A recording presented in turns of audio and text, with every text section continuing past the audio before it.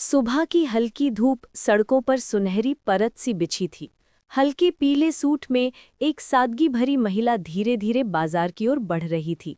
कोई नहीं जानता था कि ये साधारण दिखने वाली महिला दरअसल जिले की कलेक्टर जयती मिश्रा है।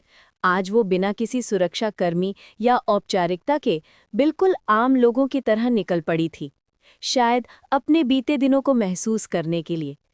चलते चलते उनके मन में ख्याल आया, क्यों ना आज पुराने दिनों की तरह सड़क किनारे से कुछ खरीदा जाए। थोड़ा आगे बढ़ते ही उन्होंने देखा, सड़क के किनारे एक छोटा सा ठेला लगा है। वहां करीब 50 साल की एक दुबली पतली महिला बैठी थी, जिसके सामने ताजी सब्जियां सजी थी, टमाटर, धनिया और आलू की हल्की मिट्टी से सनी टोकरी। जयती मुस्कुराते हुए उनके पास पहुंची और बोली, मान जी, थोड़ा ताज़ा धनिया और आधा किलो टमाटर तोल दीजिए। वो बुजुर्ग महिला मुस्कुराकर बोली, अभी करती हूँ बेटी, आज का मार बहुत अच्छा है। जयती वहीं खड़ी सब्जियों की खुशबू में खोई रहीं, जैसे उन्हें अपने पुराने सादे दिनों की याद फिर से आ गई। बुजुर्ग महिला ने जल्दी से तराजू पर ताज़ी सब्जियां तोली। धनिये की खुशबू, टमाटरों की लालिमा और आलू की मिट्टी की महक चारों ओर फैल गई। जयती मिश्रा ने झोली में सब्जियां रखी और मुस्कुराते हुए कुछ नोट आगे बढ़ाए। पहली बार लंबे समय बाद उनके चेहरे पर सच्ची मुस्कान थी, जैसे इस सादगी में उन्हें वो सुकून मिल गया था जो बड़े बड़े दफ्तरों की कुर्सियों पर बैठकर भी नहीं मिला था। उनकी आंखों में बचपन की यादें तैरने लगी, जब वो अपनी माँ के साथ इसी तरह सब्जी खरीदने आया करती थी। अब वही सड़क, वही महक और वही अपनापन, बस वक्त बदल गया था। अभी वो इस पल का मजा ले ही रही थी कि तभी अचानक तेज आवाज गूंजी, ओ बुढ़िया, जरा इधर आ, हिसाब दिखा। आवाज सुनकर बुजुर्ग महिला सहम गई। उनके हाथ में पकड़ी तराजू हल्के से कांप उठी। वे हड़बड़ाते हुए बोली, साहब, अभी तो दिन शुरू ही हुआ है, अभी कमाई कहाँ हुई है। पास में दो वर्दी पहने पुलिसकर्मी खड़े थे और उनके साथ वही इंस्पेक्टर था जो अक्सर इस इलाके में अकड़ के साथ घूमता था। जयती मिश्रा ने पल भर के लिए गहरी सांस ली। अब उनकी आंखों में वही तेज लौट आया जो एक अधिकारी की पहचान होता है। अभी तो कुछ कमाया भी नहीं है साहब, ग्राहक अभी अभी आए हैं, शाम को आ जाइए, जब दुकान संभाल लूंगी तो दे दूंगी, अभी सच में पैसे नहीं हैं। बुजुर्ग विक्रेता ने कांपे हुए स्वर में कहा। ये सुनते ही इंस्पेक्टर का गुस्सा उबल उठा। किसी तरह की संवेदना नहीं दिखाते हुए उसने बिना देरी किए उस औरत के चेहरे पर जोर से थप्पड़ जड़ दिया। ठेले के पास खड़ी हवा जैसे थम सी गई। कुछ लोग चौंक कर पीछे हट गए। ये दृश्य देखते ही जयती मिश्रा का खून उबल पड़ा। उन्होंने तेज कदमों से आगे बढ़कर कड़े स्वर में कहा, रुकिए इंस्पेक्टर साहब, आप किस अधिकार से किसी बेबस औरत को मार रहे हैं? किस बात की वसूली कर रहे हो आप? इंस्पेक्टर मोहित ने शक्ल कस कर देखा और ताने भरे लहजे में कहा, औरत, तुम कौन हो बीच में बोलने वाली? अपनी हिम्मत संभालो, ज्यादा बोलोगी तो इसी जगह गिरफ्तार करवा दूंगा, खामोश हो जाओ। जयती ने आंखें ठंडी करके देखा और निर्भीक आवाज में कहा, आप जो कर रहे हैं वो ना सिर्फ अमानवीय है, बल्कि कानून के भी खिलाफ है। गरीबों से जबरन वसूली करना किसी भी नियम में दर्ज नहीं है। ऐसी हरकत आप करने का आपको कोई अधिकार नहीं। उनके शब्दों में गहरे गुस्से के साथ साथ उस औरत के लिए इंसानियत का आक्रोश था, और जिस ठेले के चारों ओर खामोशी थी, वो अब किसी बदलाव की उम्मीद करने लगी थी। आप इस औरत के साथ जो कर रहे हैं, उसका हिसाब आपसे मांगा जाएगा। अभी सुधर जाइए। ये कहते ही इंस्पेक्टर मोहित का चिरकालीन अहंकार फूटा। उसने अपना संयम खो दिया और झट से जयती मिश्रा के गाल पर जोरदार थप्पड़ मारा। थप्पड़ इतना तगड़ा था कि जयती एक कदम पीछे हटी, पर कुछ ही सेकंड में उन्होंने खुद को संभाला। उनकी आंखों में अब केवल क्रोध की चमक थी। तेज आवाज में जयती ने कहा, आपने मेरे साथ हाथ उठाया है, मैं अभी इस पर शिकायत दर्ज करवा दूंगी। इंस्पेक्टर ने तुच्छता से ठहाका लगाया और धमकाते हुए कहा, शिकायत? तेरे जैसे कई लोग शिकायत कर चुके हैं, कुछ भी नहीं होता। ज्यादा बोलोगी तो देखते रहना, ऐसे पीट कर छोड़ दूंगा कि घर तक नहीं पहुंच पाओगी। और फिर वो घूरकर बगल के ठेले की ओर लौट आया जहां सब्जियां रखी थीं। उसने विक्रेता का कॉलर पकड़ा और गुस्से में करहाते हुए कहा, किस तरह की हिम्मत है तेरी? जल्दी पैसे निकाल, वरना ये ठेला ट्विस्ट कर दूंगा। इंस्पेक्टर ने एक जोरदार लात मारी, ठेला पलट गया, टोकरियां बिखर गईं और ताज़ा सब्जियां सड़क पर फैल गईं। महिला सहमी हुई, कांपते हाथों से अपना माथा दबाने लगी और उसकी आंखों से आंसू छलक पड़े। आसपास खड़े लोग स्तब्ध हो गए थे। हवा में न्याय की आवाज गूंजने लगी। वो घुटनों के बल बैठ गई और सड़क पर बिखरी टोकरी से गीली मिट्टी छूती टमाटर, आलू और धनिये के डाले धीरे धीरे समेटने लगी। उंगलियां कांप रही थी और गाल पर आंसू बे आवाज बह रहे थे। हे भगवान, ये क्या हो गया? वो कांपते हुए बुदबुदाई। तभी इंस्पेक्टर मोहित का गुस्सा उबल पड़ा। उसने अपना डंडा उठाया और बुजुर्ग महिला की पीठ पर ताबड़तोड़ वार कर दिया। महिला दर्द से करहा उठी, गिरकर हाथ जोड़ने लगी और जमीन पर सिर झुकाकर विनती करने लगी। साहब, सच कह रही हूं, अभी तो कुछ कमाया ही नहीं। शाम को आइएगा, जो भी कमाऊंगी दे दूंगी। ये सब देखकर जयती मिश्रा का खून उबल उठा। अब वो और न सह पाईं। गुस्से से कदम आगे बढ़ाते हुए उन्होंने ठंडी पर कड़क आवाज में कहा, मान जी, आपको किसी से माफी मांगने की जरूरत नहीं है। ये लोग बेईमानी से गरीबों पर जुल्म करते हैं और उन्हें कोई शर्म नहीं आती। आप जैसे लोग मुश्किल से ये ठेले लगाकर अपने परिवार का पेट भरते हैं और ये वर्दी वालों की लूट है आपकी कमाई। इंस्पेक्टर ने ऊंची आवाज में तुगलकी हंसी दी और ताने भरे स्वर में कहा, ओह, तेरी इतनी हिम्मत, तू मुझे औकात दिखाएगी? अपनी जगह लगा और चुप कर, वरना इतनी पिटाई करूंगा कि चलना मुश्किल हो जाएगा। उनका घमंड हवा में गूंज रहा था, पर लोगों की निगाहों में अब साहस की चिंगारी जल उठी थी और जयती की आंखों में अब बदले की ठान सी थी। वो ठहाके लगाते हुए लौटने लगे। जाते जाते इंस्पेक्टर ने एक बार पीछे मुड़कर विक्रेता की ओर तीखी निगाहों से देखा और धमकी भरे स्वर में कहा, शाम को आऊंगा, पैसे नहीं दिए तो ना तू बचेगी ना तेरा ठेला, समझी? फिर वो दोनों मुस्कुराते हुए बूटों की थपकी की तरह सड़क पर चले गए। जयती पलक झपकाए बिना उस बेबस महिला के पास दौड़ी। उन्होंने झुककर उस महिला का हाथ पकड़ा और कोमलता से कहा, मांझी, आप ठीक है, घबराइए मत, घर जाइए और आराम कीजिए। इन लोगों को मैं यही सबक सिखाकर रहूंगी। महिला की आंखों में नमक उतर आया। कांपते हुए स्वर में उसने कहा, बेटा, तुम मेरे लिए इतना कर रही हो, इन लोगों के सामने क्या कर पाओगी? ये तो सालों से यही करते आए हैं, हम गरीब क्या कर पाएंगे? जयती ने गहरी सांस ली और चेहरे पर अटल फैसला लिए बोली, नहीं मांझी, अब और नहीं। आपने ये सब सहा है, अब मैं इसे सहे बिना नहीं रहूंगी। मैं अपने पद का इस्तेमाल कर इन्हें जवाब दूंगी। आप बस घर जाइए और आराम कीजिए। फिर वो वहीं से खड़े होकर घर की ओर चली गई। घर आते ही सड़क पर जो कुछ हुआ था उसकी तस्वीरें उनके मन में बार बार घूमने लगीं। गुस्सा, अनाचार और उस बेबसी की रिक्तता। दिल में एक घबराहट सी उठ रही थी, जैसे मामला अब ऊपर नीचे चढ़ता चला जा रहा हो और चीजें उनके नियंत्रण से बाहर जा रही हों। उनकी आंखों में आग थी और ठोस इरादा कि ये अन्याय वो नहीं छोड़। इन वर्दीधारियों ने अब मास्क की तरह वर्दी का इस्तेमाल कर रखा है। असलियत में वे कानून नहीं, शिकारी बन गए हैं। जयती ने दिल में ठान लिया था कि अब कोई रियायत नहीं होगी।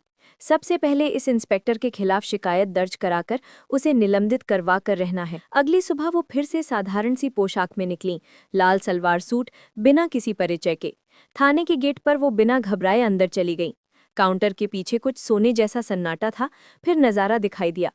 हेड कांस्टेबल मोहित सिंह आधी नींद में झूल रहा था। टेबल पर उसकी तोंद टिक गई थी और बहरे खर्राटे कमरे में गूंज रहे थे। एक कोने में उसके दो साथी बैठकर चाय पी रहे थे और हंसी ठहाकों में मग्न थे। ये दृश्य देखकर जयती का गुस्सा और दर्द दोनों उबल पड़े। उसने ठंडी पर कटु आवाज में कहा, मोहित। मोहित आंखें मलते हुए उठा और ऊपर से नीचे झांका। उसकी निगाह में कोई पशुवत शर्म या पश्चाताप नहीं, सिर्फ अहंकार और तिरस्कार दिखे। वो गुर्राया, क्या बात है, यहाँ किस काम से आई हो? जयती ने संकुचित पर दृढ़ स्वर में कहा, मैं शिकायत दर्ज कराने आई हूँ। इंस्पेक्टर ने तिर्यक हंसी रोककर पूछा, शिकायत किसके खिलाफ और किस बात पर? जयती ने सीधे बातचीत में कहा, आपके खिलाफ, उस गरीब औरत के लिए जिसने आज अपनी सब्जियां बचाने के लिए जख्म झेले। आपका आदमी ठेले को पलटा, सब्जियां सड़क पर बिखेर दी और जब मैं बीच में आई तो मुझ पर भी हाथ उठाया गया। मोहित हंसी फूट पड़ी। उसकी आवाज में फिर वही बेरहमी थी। उसने ताने भरे स्वर में कहा, तू शिकायत दर्ज कराएगी? यहाँ तो ऐसे लोग ढेर हैं, शिकायत करते हैं पर नतीजा कुछ नहीं मिलता। कमरे में एक खामोशी तैर गई। जयती की आंखों में ठहराव था और उसके भीतर का इरादा और भी मजबूत हो गया। यहाँ वही चलता है, मोहित ने घमंडी स्वर में कहा। मेरा डंडा चले तो सारा मोहल्ला थर्रा उठेगा। उठ, यहाँ से भाग, नहीं तो थाने के अंदर घसीट कर डाल दूंगा। इसी बीच थाने के अंदर से दरवाजा धक्का मारकर खुला और एक लंबे कद का, चौड़े कद का अफसर बाहर आया। उसका नाम विक्रम सिंह था और उसकी शक्ल पर ताव था, पर चेहरे पर कोई सहानुभूति नहीं, बस क्रूर अहंकार। उसने जयती की तरफ देखा, मूंछों पर उंगलियां फिराते हुए गरजते स्वर में पूछा, क्या चल रहा है मोहित? ये लड़की कौन है? मोहित ने आराम से कहा, साहब, वही जो उस सब्जी बेचने वाली के मामले की शिकायत करने आई थी। सोचा था यहाँ से भगा दूं। विक्रम सिंह धीमे धीमे जयती के पास आया, जैसे कोई छोटा कीड़ा नापता हो। उसने नजरों से तौला और पूछा, तेरा नाम क्या है? जयती ने झुकने की बजाय सीधे आंखों में आंखें डालकर कहा, मैं जयती मौर्य और मैं शिकायत दर्ज कराने आई हूं। विक्रम की तोख में करारी हंसी फूट पड़ी। उसने कहा, यहां हमारे पास ऐसे फालतू कामों के लिए समय नहीं है। नाटक करके क्या पाएगी? निकल यहां से, वरना मैंने हैलन मैलन करवा दिया तो समझ ही लेना। जयती का कदम नहीं हिला। उसकी आंखों में अब भी वो ठोस संकल्प था। ये देखकर विक्रम का चेहरे पर खून खौल उठा। उसने झट से हाथ बढ़ाया और जबरदस्त धक्का दे दिया। जयती संतुलन खोकर जमीन पर गिर पड़ी। उनका सिर मेज के किनारे से टकराया और एक क्षण के लिए सब कुछ धुंधला हो गया। घायल शरीर से ज्यादा तीखा घाव था अपमान का। एक ऐसी महिला जिसे प्रशासन के सबसे ऊंचे पदों पर देखा जाता था, आज एक छोटे से हवालात के अफसर के हुंकार में धराशायी हो गई थी। खामोशी फैल गई। कमरे में खड़ी हवा में अब कुछ बदलने की उम्मीद के साथ साथ गहरे प्रश्न भी गूंजने लगे। ज्योति के भीतर का गुस्सा अब लावा बनकर फूट पड़ा था। उसे साफ समझ आ गया, ये लोग वर्दी के हकदार नहीं हैं। ये वर्दी इनके लिए सेवा का प्रतीक नहीं बल्कि गरीबों को कुचलने का औजार बन चुकी है। वो जमीन से उठी। चेहरे पर खून का कतरा बह रहा था, लेकिन आवाज लोहे जैसी सख्त थी। तुम दोनों का हाल ऐसा करूंगी कि 2 बूंद पानी के लिए तरस जाओगे। एसपी विक्रम सिंह ने तमतमाकर उसे फिर एक बार धक्का दिया और दरवाजे की ओर इशारा करते हुए चिल्लाया, निकालो इसे बाहर। ज्योति बाहर गिरी और पीछे से ठहाकों की गूंज आई। देखो देखो, आई थी गरीबों की हमदर्द, अब खुद की औकात देखो। वो हंसी कानों में गूंजती रही, लेकिन ज्योति ने कोई जवाब नहीं दिया। आंखों में आंसू थे, पर उनमें जलती हुई आग भी थी। वो जानती थी अब वक्त जवाब का है। सूरज की पहली किरण के साथ ही सायरनों की आवाज ने पूरे इलाके को हिला दिया। सबकी नजरें एक ही दिशा में मुड़ गईं। 2 पुलिस जीपें रास्ता साफ करती हुई जा रही थीं और उनके बीच चमकती काली शीशों वाली डीएम की गाड़ी थी। उसके पीछे सुरक्षा के 2 और वाहन। पूरा काफिला किसी फिल्मी सीन से कम नहीं था। लोग खिड़कियों और दुकानों से झांककर देखने लगे, क्या हुआ है, कौन आया है। थाने के सामने काफिला रुका। दरवाजे खुले और बाहर उतरी डीएम ज्योति मौर्य। सर पर टोपी, तन पर खाकी वर्दी, चेहरे पर अदम्य आत्मविश्वास। आज वही ज्योति थी, लेकिन अब एक साधारण महिला नहीं, बल्कि पूरे जिले की सबसे ताकतवर अफसर। थाने के बरामदे में खड़े वही सिपाही जो कल तक उस पर हंस रहे थे, अब पत्थर के बुत बन चुके थे। किसी की हिम्मत नहीं हुई आंख मिलाने की। उनके पैरों तले जमीन खिसक चुकी थी। अंदर एसपी विक्रम सिंह अपनी कुर्सी पर बैठा फाइलें देख रहा था। बगल में वही मोहित सिंह खड़ा था। दोनों को जरा भी अंदाजा नहीं था कि अब उनकी जिंदगी का सबसे बुरा दिन शुरू हो चुका है। दरवाजे से कदमों की गूंज आई। ज्योति ने सीधी नापतौल चाल में थाने के अंदर प्रवेश किया।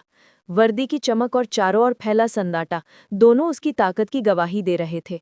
उसकी नज़र सीधे विक्रम पर जाकर ठहर गई। विक्रम उठा, पर जैसे पैरों में जान ही नहीं बची हो। चेहरे की रंगत उड़ चुकी थी। थाने में सन्नाटा और गहरा हो गया। विक्रम के दिमाग में वही कल की तस्वीर बार बार उभर आई। वही लड़की जिसे उसने थाने की दहलीज से धक्का देकर दूर किया था, जिसे उसने अपमानित किया था। अब वही लड़की, लेकिन बदल चुकी। वर्दी में, अधिकार की मुद्रा में थाने के बीचों बीच खड़ी थी। मोहित भी स्तब्ध था। उसके चेहरे पर साफ साफ डर और बेचैनी झलक रही थी। ज्योति ने शांत पर कठोर स्वर में कहा, चेहरा क्यों सिकुड़ गया? याद है ना कल तुमने उस सब्जी बेचने वाली औरत के साथ कैसा बर्ताव किया था? जब मैं शिकायत दर्ज कराने आई थी तो तुमने मुझे धक्का मारा था और बाहर निकाल दिया था। आज मैं उसी दरवाजे से लौटी हूँ। फर्क सिर्फ इतना है कि कल मैं एक सीधी सरल नागरिक थी और आज मैं अपने पद की औकात के साथ खड़ी हूँ। विक्रम और मोहित के पास बचाव के शब्द न रहे। दोनों सिर झुकाए खड़े थे।